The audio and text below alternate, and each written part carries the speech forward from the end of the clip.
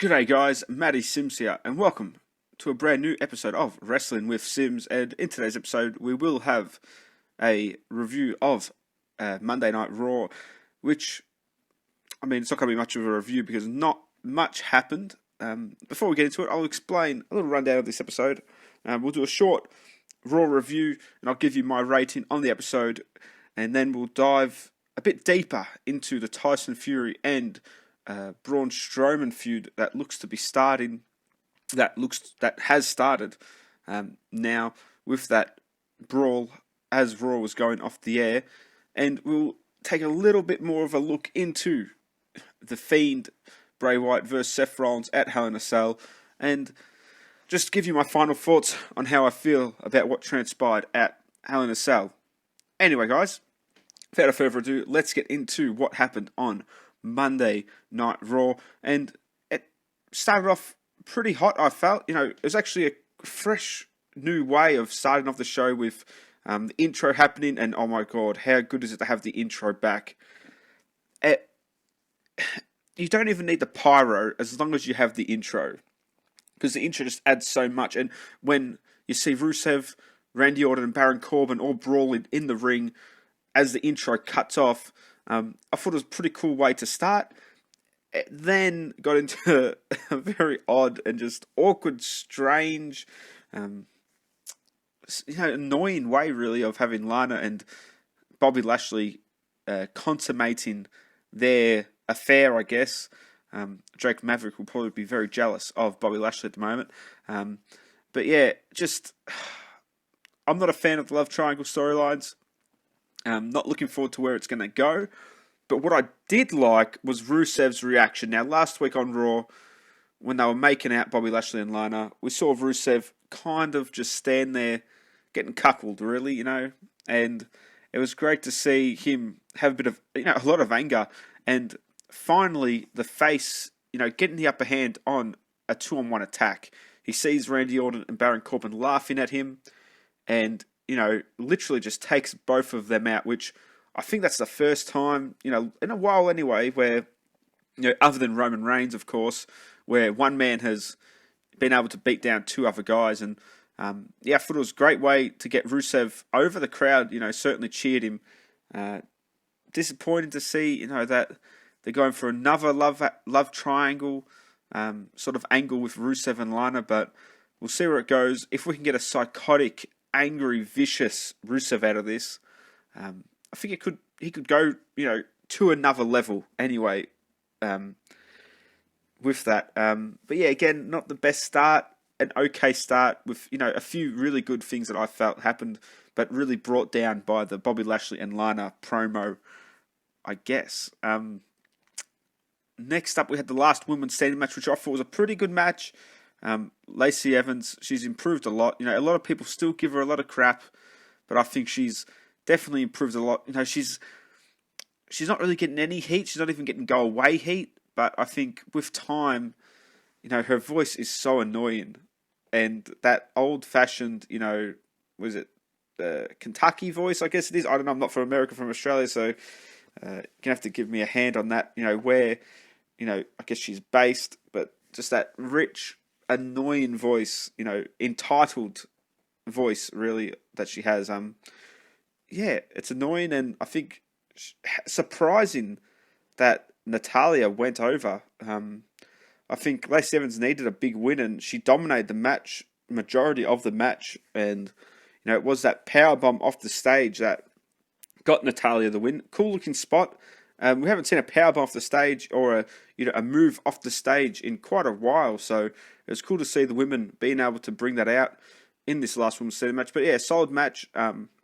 Hopefully they can do something with Natalya after this, winning a feud. Finally, she's won something.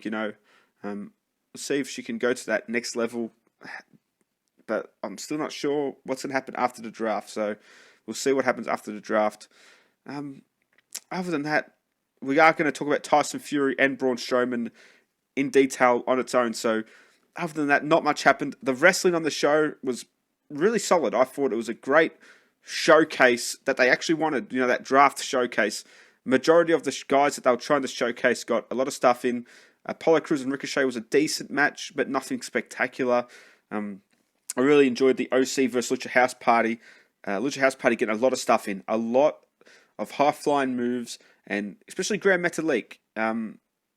He, had that great match with Rey Mysterio a few weeks back now, and hasn't really been able to capitalize on that. Hasn't been given an opportunity, but again tonight, he is the king of the ropes, and he showed why he's the king of the ropes.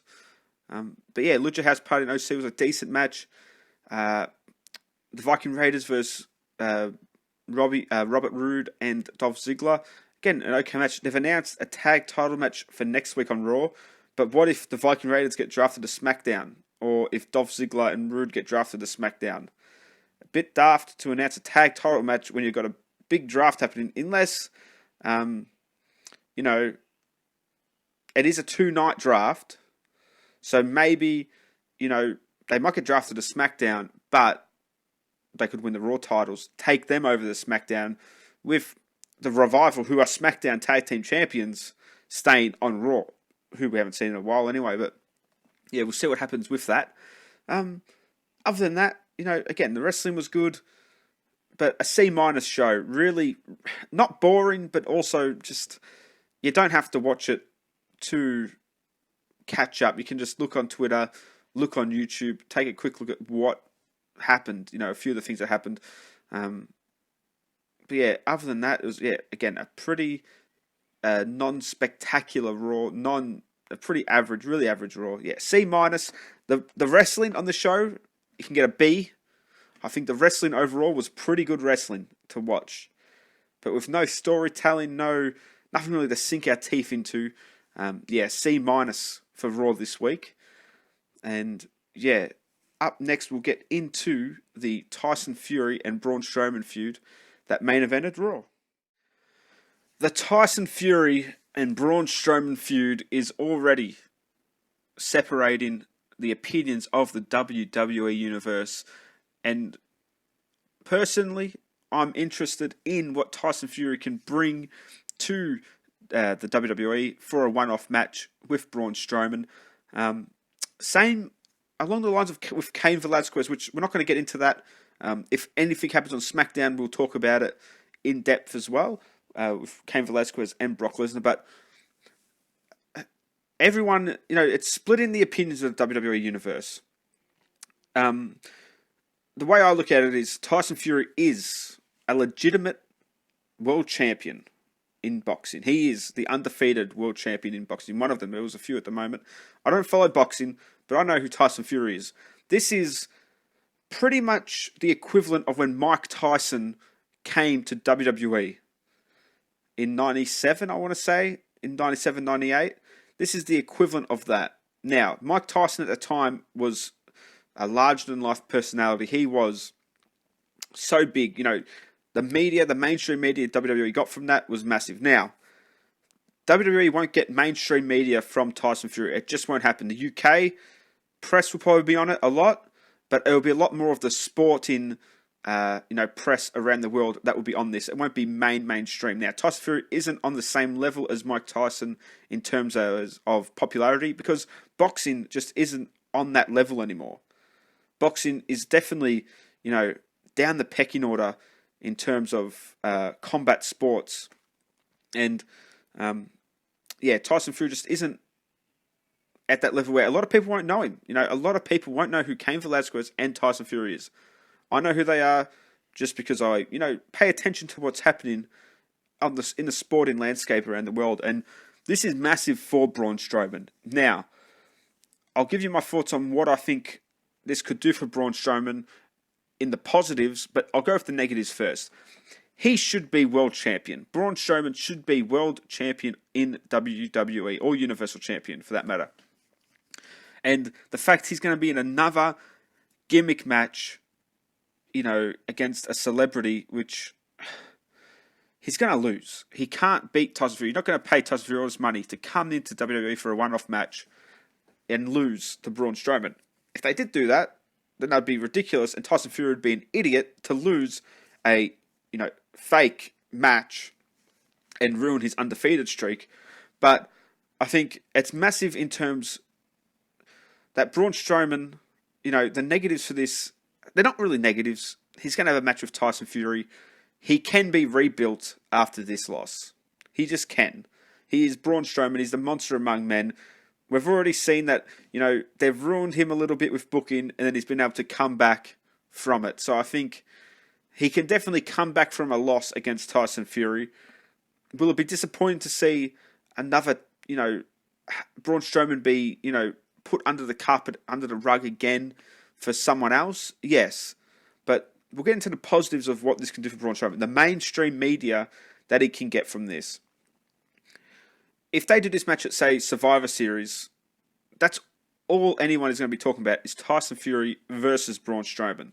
So he's going to become a bigger character, a bigger superstar from this match. And really, that's probably the only positive that can come out of it. And hopefully, maybe in the back, they've said, you know what, you do this, we'll give you can get a run with the belt. Maybe that's another positive. He will get a run with the belt after this. Hopefully he does, because he deserves it. He's worked his ass off for a number of years now. Starting as the black sheep in the Wyatt family, where no one really knew who he was. He was just this big, sort of clumsy guy. It wasn't his own fault. He was green at the time. But I'm excited to watch it. And really, that's where it ends. I'm excited.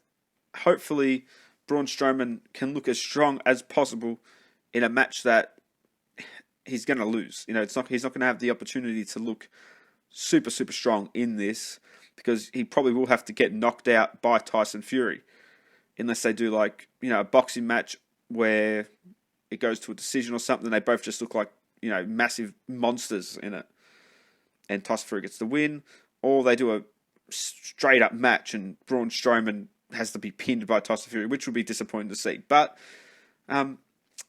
overall, my thoughts on it, I'm excited. As I've said, I'm rambling on a little bit with it. I thought I was going to go into more detail on it, but really there's nothing new that we have to know. It was a great ending to Raw, I felt. Again, it's split in the opinions of the WWE Universe. Some people enjoyed it, some people don't enjoy it. I'm on the end that I enjoy seeing crossovers happen. I love on a TV show, for instance, The Flash, Arrow, all these guys, they cross over and do one, super episode. And that's what I like seeing, MMA stars crossing over to WWE. Of course, WWE superstars probably couldn't go over to UFC and have a match. We saw Brock Lesnar do it, but also CM Punk try to do it, but they weren't under the WWE umbrella at the time. So you probably never see that happen.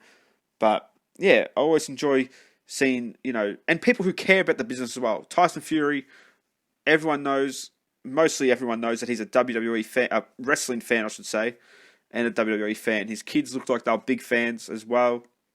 And Cain Velasquez as well. He's been wrestling for over a year now with AAA.